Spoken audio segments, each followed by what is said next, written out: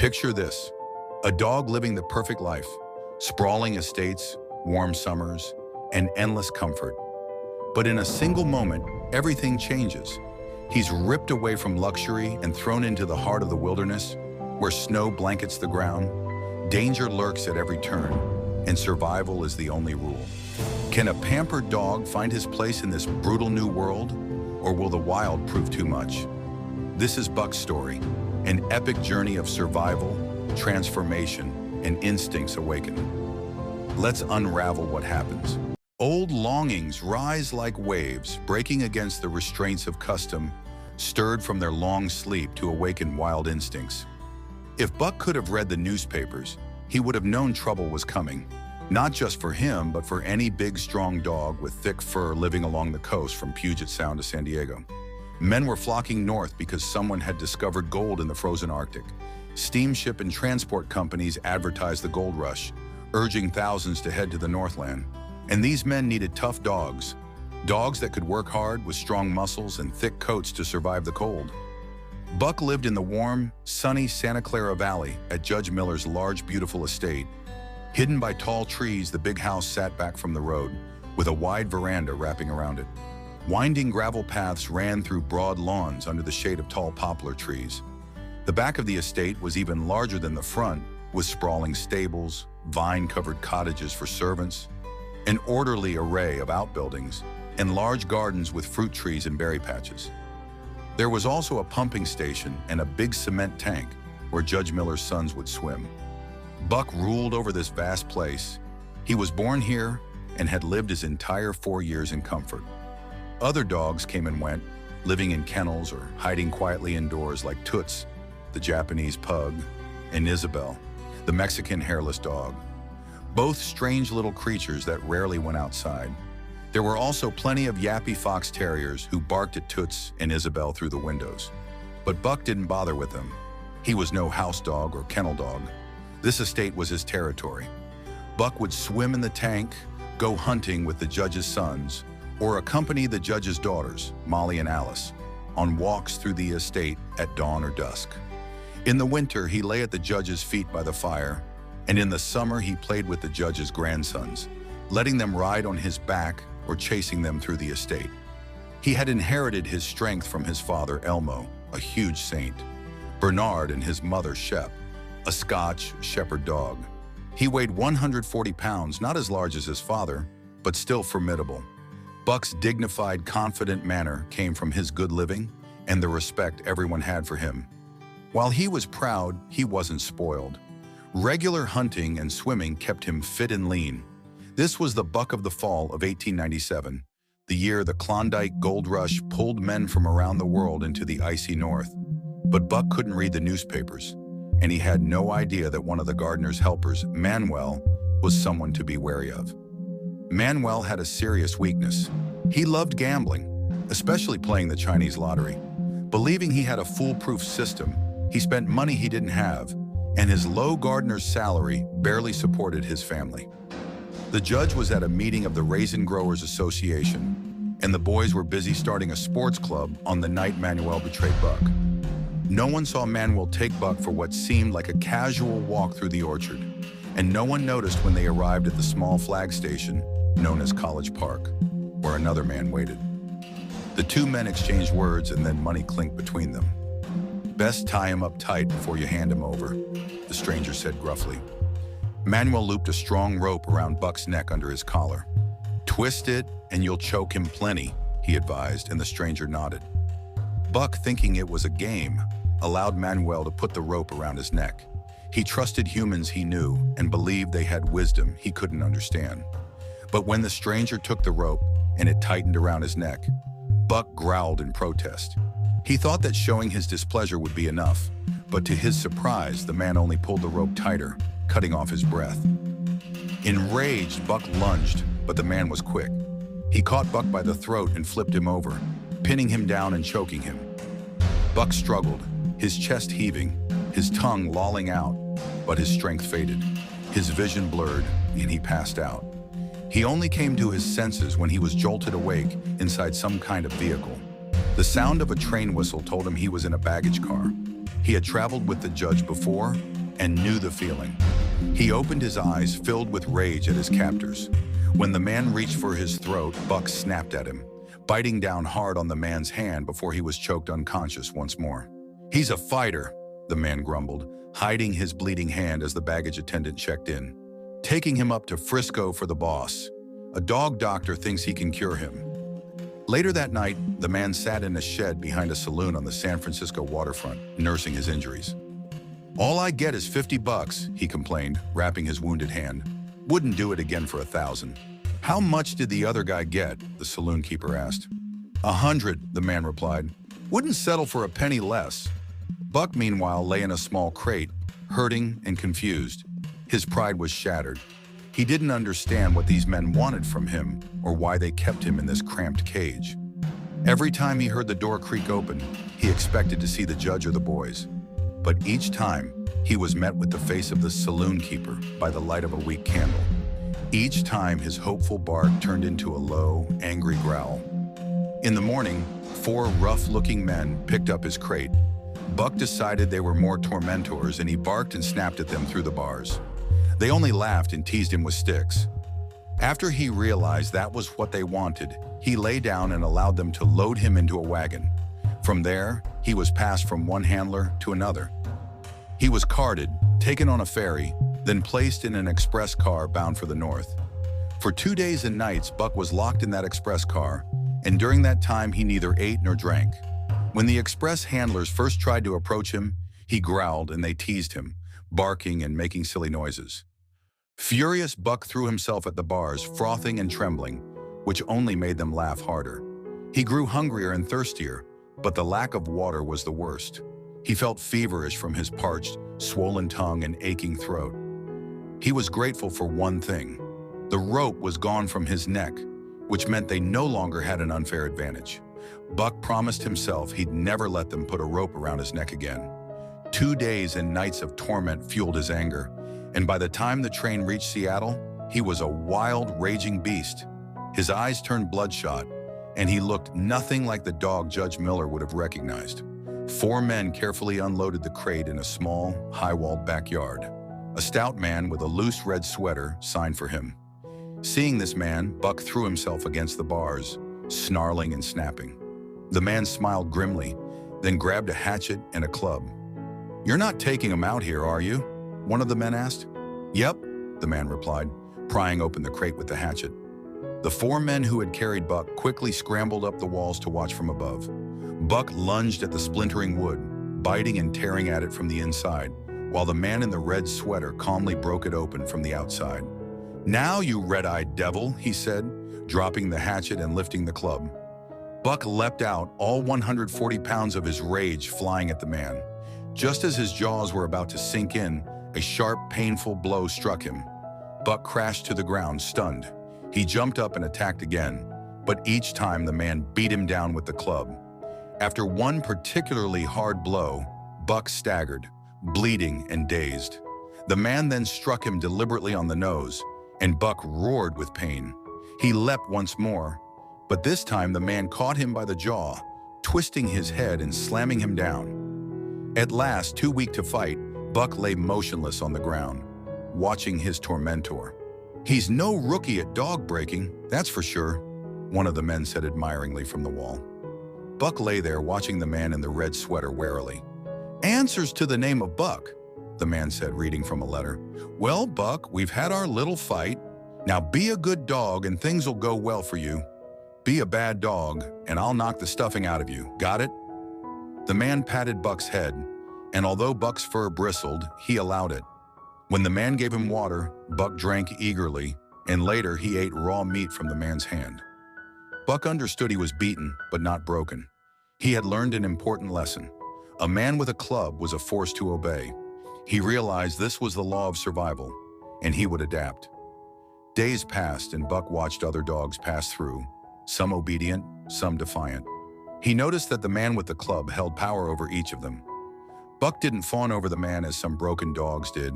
He had no desire to please him, but he accepted the man's rule and watched, learning and growing shrewd. Eventually, a wiry little man with broken English named Perrault appeared, and purchased Buck for $300. Perrault and his partner Francois, a sturdy half-breed, led Buck and a friendly Newfoundland named Curly onto a ship, bound for the cold northern wilderness. For Buck, this marked the end of his comfortable, warm Southland days. He was heading into a land covered in snow, a strange, cold world that would awaken instincts he never knew he had. Buck's first day on Dia Beach was like a nightmare. He'd been suddenly ripped from his comfortable life in civilization and thrown into a wild, unforgiving world. Here, nothing was calm or safe. Every minute was filled with noise and danger, and he had to stay alert just to survive. The people and animals here didn't follow the gentle rules he knew back home. Instead, they followed a rough law, one of clubs and fangs. Right away, Buck was forced to learn some hard lessons. He'd never seen dogs fight like these ones did, like wolves. His first real experience with this new life came as he watched Curly, a friendly dog, get brutally attacked. It happened in a flash. She approached a husky, trying to be friendly, and he lunged at her, ripping open her face. The attack was ruthless, fast, and deadly. Then 30 or 40 huskies rushed over, forming a silent circle around her, their eyes focused and their mouths drooling. Curly tried to defend herself, but she was no match. One more blow sent her sprawling onto the ground, and then the pack leaped in. Within seconds, she was buried beneath their bodies, her yelps fading as they tore her apart. Buck was horrified. He understood now that here, if you went down, you didn't get back up. Seeing Spitz, the lead dog, lick his lips and grin at the sight made Buck hate him instantly. He vowed he would never let himself fall like that. Just as he was reeling from Curly's death, Buck felt Francois, one of his new human masters, strap something around his body. It was a harness, one like he'd seen horses wear. Soon, Buck was pulling a sled, hauling Francois over the icy ground. Buck's pride stung at being treated like a beast of burden, but he wasn't foolish enough to fight back. Francois was strict, and his whip demanded obedience, while another dog, Dave, would nip Buck's hind legs anytime he made a mistake. Spitz, who led the team, also made sure to correct Buck by jerking him into line. Buck learned quickly. By the end of the day, he knew how to follow commands like mush and ho, and he figured out how to swing wide on turns to avoid being crushed by the sled. Francois praised him, telling Perrault, "Dat Buck, he learned quick like anything." Later that day, two new dogs, Billy and Joe, joined the team. Though they were brothers, they couldn't have been more different. Billy was friendly and gentle, while Joe was grumpy, always snarling and glaring. Buck greeted them calmly, but Spitz went straight into disciplining them, quickly overpowering Billy, who cried out pitifully. Joe, however, stood his ground, meeting Spitz with bared teeth in a fierce, defiant growl. The sight was so intense that Spitz backed off, turning to pick on Billy instead. By evening, Perrault had found one more dog, a rugged old husky named Sollex, meaning the angry one. With his single eye and battle-scarred face, Sollex carried a warning aura, and none of the other dogs dared to challenge him. Buck discovered Sollex had a strict rule: never approach him from his blind side. Buck made this mistake once and was instantly slashed across the shoulder, deep enough to teach him to respect Sollex's boundaries. From that moment on, Buck gave Sollex his space, understanding that he just wanted to be left alone. As the night came, Buck faced a new challenge: finding a place to sleep. He tried entering Francois and Perrault's tent, expecting warmth and shelter, but they drove him out, pelting him with curses and pots. Buck was left shivering in the bitter wind, wandering from tent to tent, but found no escape from the biting cold. Occasionally, other dogs would lunge at him, but Buck was learning fast. He bristled his fur and snarled back, and they let him pass without further trouble. After a while, he realized his teammates had disappeared. Buck wandered around in confusion until his paws sank into a snowdrift, and something warm wriggled underneath. Curious, he dug down and found Billy curled up in a cozy little hole, warmly sheltered from the cold. Buck watched as Billy licked his face in greeting, showing him the trick to staying warm.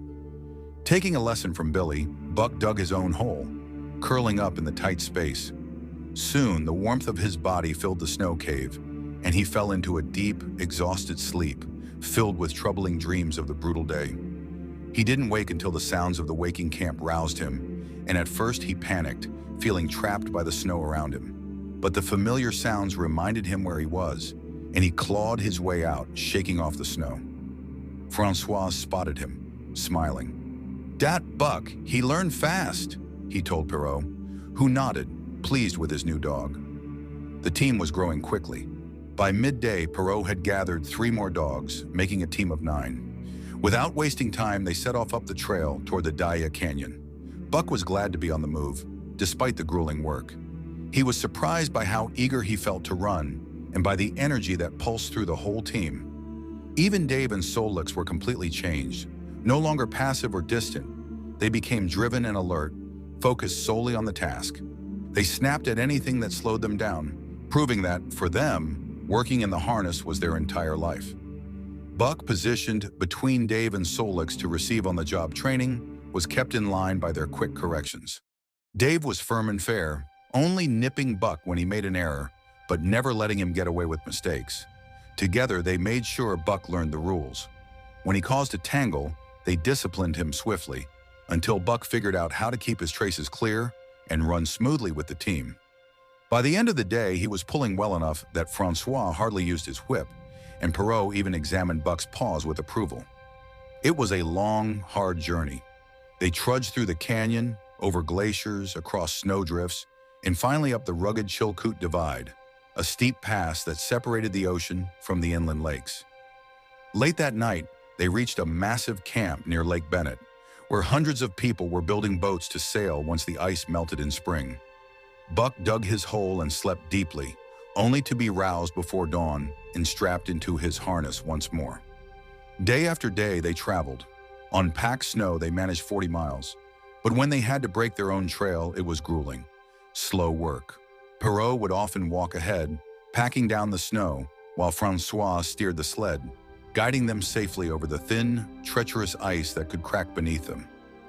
For Buck, each day was a test. They started before sunrise, trudged through the icy wilderness, and set up camp only after dark. Buck was constantly hungry, barely satisfied by his daily ration of dried fish. Unlike his smaller, hardier teammates, he burned through his energy faster, feeling the gnawing hunger with every mile. As he adapted, Buck let go of his old habits. He'd always been a dainty eater, but here he had no choice but to eat fast, as his teammates would steal from him if he didn't finish quickly. Hunger drove him to watch and learn, especially from Pike, a clever thief who often stole food when no one was looking. Buck copied him, managing to swipe food undetected, while the clumsy dog Dub took the blame. Buck didn't feel guilty. He simply accepted that stealing was part of surviving here.